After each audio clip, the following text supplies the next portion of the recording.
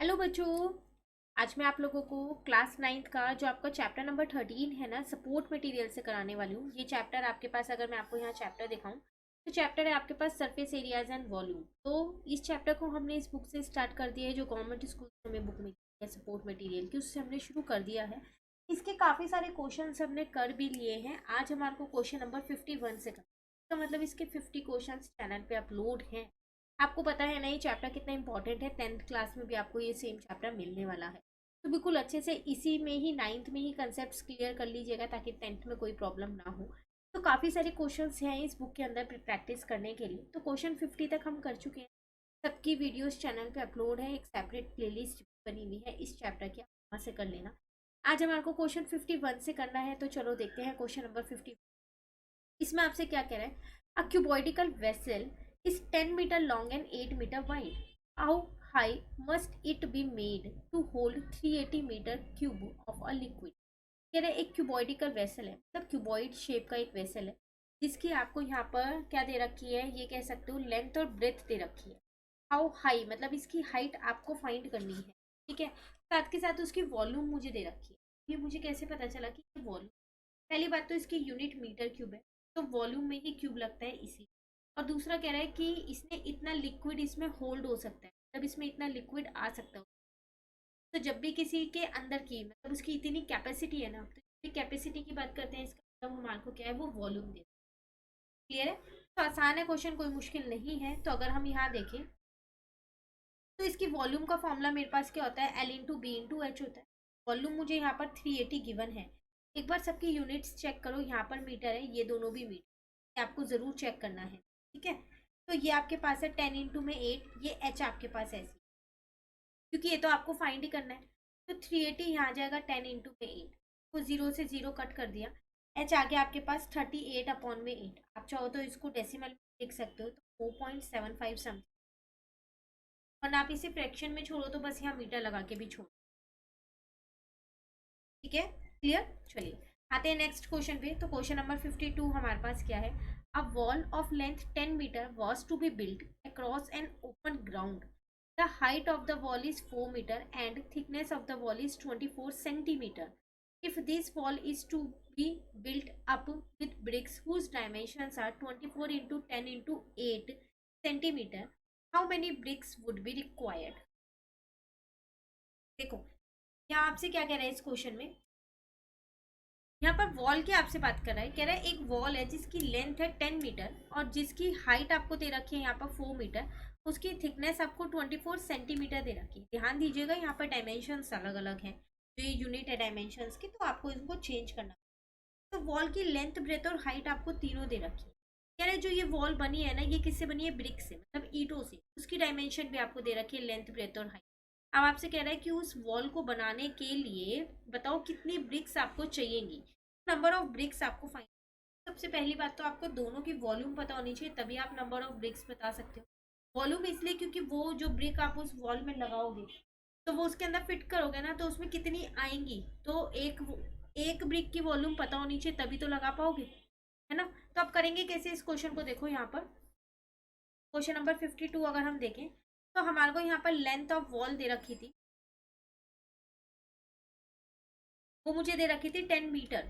मैं इसको सेंटीमीटर में चेंज कर देती हूँ। 1 मीटर में हमारे पास 100 सेंटीमीटर होते हैं, 1 मीटर में। तो 10 मीटर में कितने हो जाएंगे हमारे पास यहाँ पर? इसको 10 से इंटू कर दो, 1000 सेंटीमीटर, ठीक है ना। अब अगर हम यहाँ पर ब्रेथ देखें, ब्रेथ ऑफ द वॉल वो हमारे को कितनी दे रखी है? वो हमारे को दे रखी थी यहाँ पर, हाइट ये थी 24। ये तो पहले से ही मेरे पास क्या है यहाँ पर सेंटीमीटर में है, इसको मैंने क्या किया यहाँ पर चेंज नहीं किया। तो ये एज इट इज मैंने यहाँ लिख दी 24 सेंटीमीटर। अब अगर हाइट की बात करें यहाँ पर, तो हाइट ऑफ द वॉल कैसे निकालेंगे? अब देखो हाइट आपको दे कितनी रखी है यहाँ पर, हाइट ऑफ द वॉल है 4 मीटर।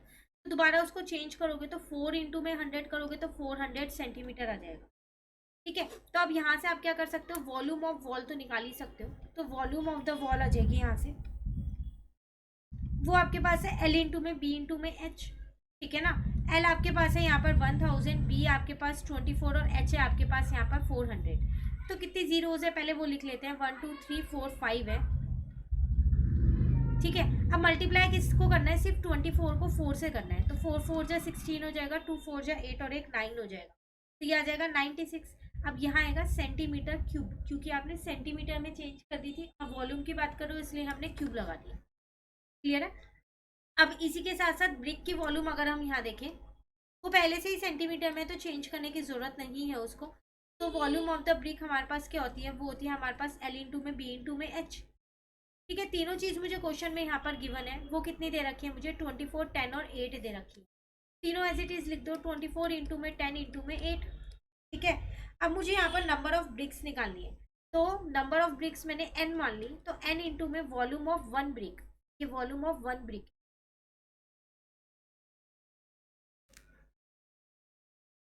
इज इक्वल टू में आ जाएगा volume of the wall.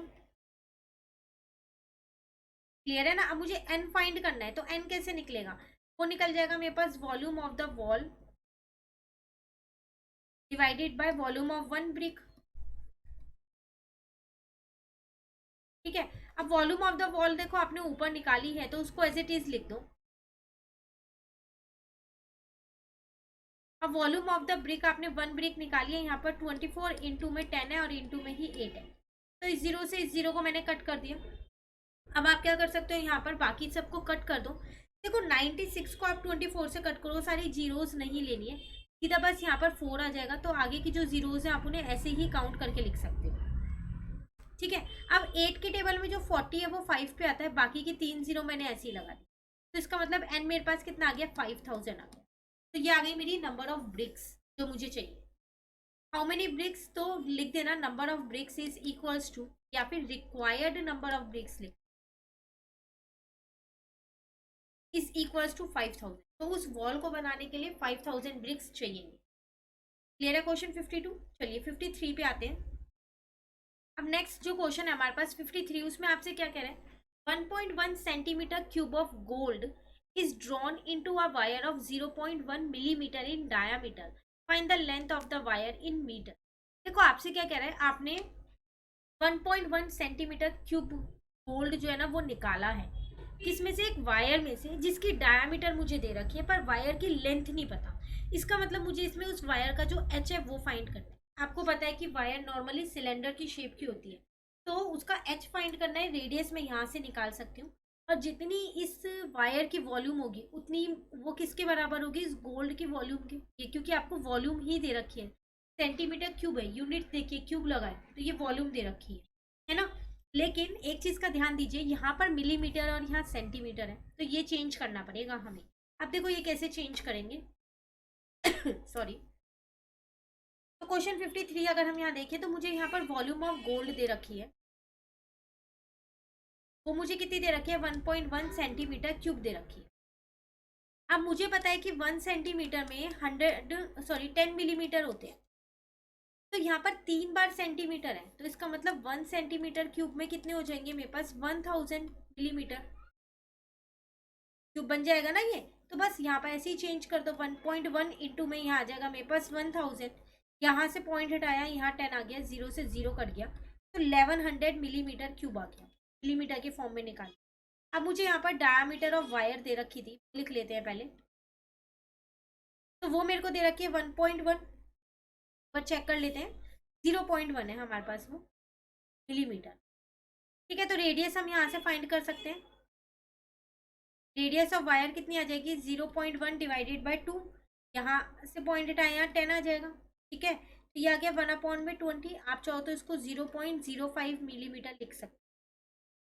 Clear है। अब मुझे पता है कि जो वॉल्यूम ऑफ गोल्ड है वो किसके बराबर होगी, वॉल्यूम ऑफ वायर के। तो वॉल्यूम ऑफ गोल्ड मुझे 1100 ऊपर अभी मैंने निकाला है, वॉल्यूम ऑफ वायर होगा मेरा पाई आर स्क्वायर एच, क्योंकि सिलेंडर का ही फॉर्मूला लगेगा, तो ये हो जाएगा 22/7। आर मेरे पास है 0.05 इंटू में 0.0 इंटू का एच ऐसी है, यहाँ से पॉइंट हटाया, यहाँ पर 100 हो जाएगा, यहाँ से पॉइंट हटाया, यहाँ पर 100 हो जाएगा। एच को फाइंड करना है तो क्रॉस मल्टीप्लाई कर लो,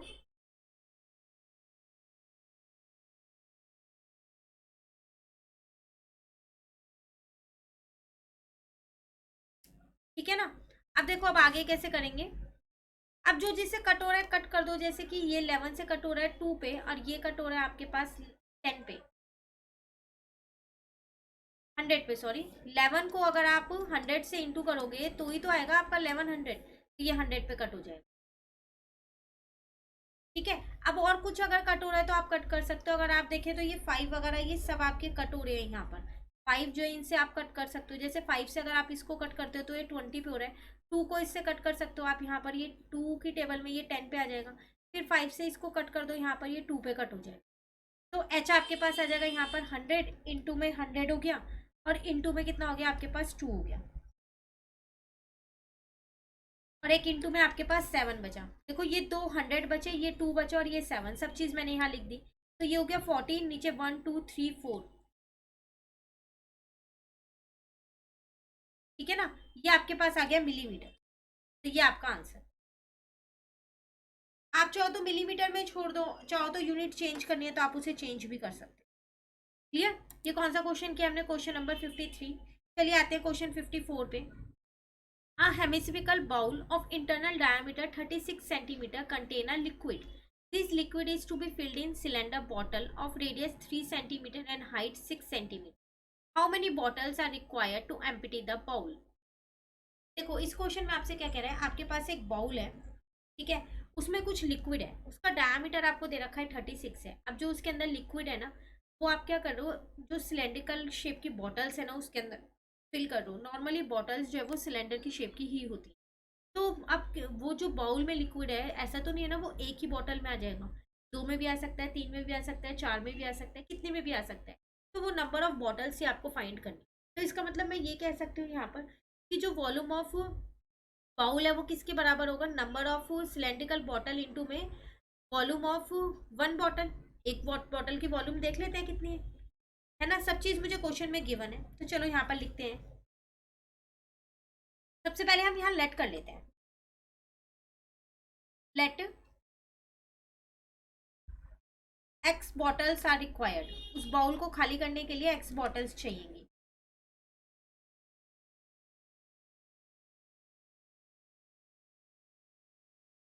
ठीक है। आप क्वेश्चन के अकॉर्डिंग देखें तो जो वॉल्यूम ऑफ बाउल है वो किसके बराबर हो जाएगा, एक्स इंटू में वॉल्यूम ऑफ 1 बॉटल। अब बाउल हेमिस्फीयर की शेप का है, तो फॉर्मूला होगा 2/3 पाई r क्यूब। एक्स इंटू में यहाँ आ जाएगा पाई आर स्क्वायर एच। ठीक है, इसको R1 ले लो क्योंकि यहाँ भी R है। तो 2/3 पाई से पाई तो मैंने कटी ही कर दिया। R मुझे इसका क्वेश्चन में गिवन था 54, ये 36 है। तो इसका मतलब ये हो जाएगा मेरे पास 36/2 इंटू में 36/2 और इंटू में 36/2। ठीक है, यहाँ आ जाएगा x इंटू में इसका R मेरे पास था बॉटल का, अगर मैं R देखूँ वो 3 और हाइट है 6, तो 3 इंटू में 3 और हाइट आ जाएगी 6। ठीक है ना। अब जो जिससे कट हो रहा है उसको उससे पहले कट कर लो, जैसे इस 2 को इस 2 से कट कर दिया, यहाँ पर इससे कट किया 12 हो गया, इसको इससे कट कर दिया यहाँ पर 6 आ गया। ठीक है, फिर इसको इससे कट कर दिया 3 आ गया, तो बचा क्या 3 इंटू में 36 इंटू में 36, और इनको भी मैं यहाँ नीचे ले आई, 3 इंटू में 3 इंटू में 6 हो गया, यहाँ पर इजिकल टू में एक्स है। क्लियर। इस 3 से अब मैंने ये 3 कट कर दिया, इस 6 से ये 36 कट किया, और इससे मैंने यहाँ पर ये कट किया 12 आ गया। तो 12 इंटू में 6 बचा इज इक्वल्स टू एक्स। तो एक्स नंबर ऑफ बॉटल्स थी तो आ गया 72। यही आपको फाइंड करना था, यहाँ पर वो फाइंड हो गया। क्लियर। चलिए आते हैं क्वेश्चन नंबर 55 पे। यहाँ पर आपसे क्या कह रहा है, find the lateral curved surface area of a cylindrical petrol storage tank that is 4.2 meter in diameter and 4.5 meter high. How much steel was actually used if 1/12 of the steel actually used was wasted in making the closed tank? देखो इस question में आपसे क्या कह रहा है, आपको क्या करना है, सबसे पहली बात तो लेटरल कर्व्ड सरफेस एरिया निकालना है आपको। किसका निकालना है लेटरल कर्व्ड सरफेस एरिया, आपको उस सिलेंड्रिकल पेट्रोल स्टोरेज टैंक का, जिसकी डायमीटर भी दे रखी है और आपको क्या दे रखी है, हाइट भी दे रखी है। तो फर्स्ट पार्ट में तो आप सी एस से निकाल सकते हो, दोनों चीज़ आपको गिवन है, तो पहले वही निकाल लेते हैं, आगे का क्वेश्चन फिर करेंगे। तो सी एस से ऑफ टैंक वो होता है मेरे पास 2πr और h। तो 2 पाई की जगह 22/7 r मुझे क्वेश्चन में गिवन है, डायमीटर गिवन है 4.2। तो ऐसा करते हैं, इसको ये लिख देते हैं 4.2 अपॉन में 2, और h मुझे कितना गिवन है, वो गिवन है 4.5। ठीक है, यहाँ से पॉइंट हटाया, यहाँ 10 आ गया, इसको इससे कट कर दिए, ये 6 आ जाएगा, इसको इससे कट कर दिए, यहाँ पर 10 आ जाएगा। तो 22 इंटू में 6 इंटू में बचा 4.5 और अपॉन में आपके पास है 10। यहाँ से भी पॉइंट हटा सकते हो, 10 आ जाएगा। जब आप ये पूरा सॉल्व करने वाले हो ना, तो सॉल्व करके आपके पास 59.4 मीटर स्क्वायर आ जाएगा। ठीक है, फर्स्ट पार्ट तो चलो आपका यहाँ पर कंप्लीट हो गया। अब आपसे एक और पार्ट यहाँ पर पूछ रहे हैं, वो क्या कह रहे हैं यहाँ पर, वो आपसे कह रहा है how much steel was actually use. बताओ कितनी स्टील एक्चुअल में यूज होगी अगर 1/12 ऑफ स्टील, जो भी आप एक्चुअल में यूज कर रहे हो, उसका जो 1/12 है ना, वो वेस्ट हो जाता है। किसमें वेस्ट हो रहा है, इन मेकिंग द क्लोज्ड टैंक।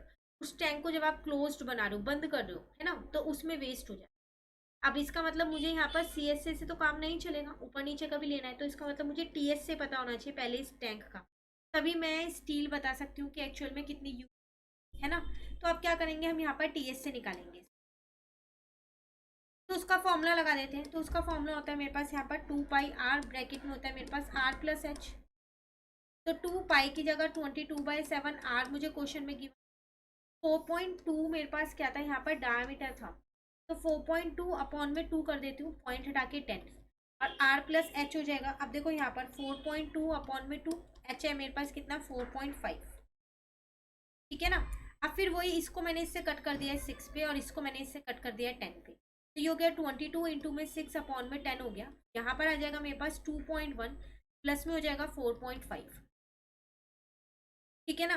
तो 2 6 12 और एक 13, और इनको प्लस करेंगे तो 6, 4 + 2 भी 6 हो जाए। ठीक है, अब आप इन्हें क्या करो, मल्टीप्लाई कर लो, तो आपका 87.12 मीटर स्क्वायर आ गया। चलो टी एस से तो मुझे मिल गया। अब मुझे स्टील बतानी है ना, तो यहाँ लिख देते हैं लेट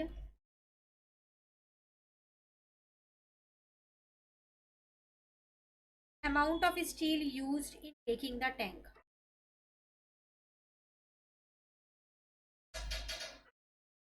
तो वो मैंने x मान ली। अब स्टील कितना वेस्ट हुआ है, इसका 1/12 हुआ है ना। यहाँ लिखते हैं स्टील वेस्टेड, तो वो जगह x का 1/12, तो कितना आ जाएगा यहाँ पर x अपॉन में 12। अब देखो, अब आपको पता है कि वो आपसे क्वेश्चन में क्या कह रहा था, यहाँ पर steel was actually wasted in making the tank ना, एक्चुअल जो यूज हुई है उसका 1/12 वेस्ट हुआ है। तो मैं अगर अपने एक्चुअल में से 1/12 को माइनस कर दूंगी, तो वो मेरा टीएसए के बराबर ही तो होगा, है ना। तो बस वही लिख दो अब, according to question x minus x/12 जो है वो किसके बराबर हो जाएगा मेरे पास, जो मैंने यहाँ पर टीएस से निकाला उसके बराबर हो। ठीक है ना। तो ये हो जाएगा 12x माइनस का x अपॉन में 12 इज इक्वल्स टू में 87.12। तो ये हो गया 11x इज इक्वल्स टू में 12 इंटू में 87.12। x की वैल्यू यहाँ से निकल जाएगी, 12 इंटू में 87, एक सेकेंड, इंटू में 87.12, और नीचे आपके पास 11 आ जाएगा। आप पॉइंट हटाओ तो यहाँ पर 100 भी लिख सकते। जब आप इसको सॉल्व करोगे तो 95.04 मीटर आएगा स्क्वायर। तो इतनी जो स्टील है ना, वो एक्चुअल में यूज हुई है जब आपने वो टैंक बनाया है। तो आपको लास्ट में ज़रूर लिख के आना है 95.04 मीटर, यहाँ स्क्वायर नहीं आएगा, metre steel was used in actual. आगे आप लिख सकते हो वाइल मेकिंग द टैंक।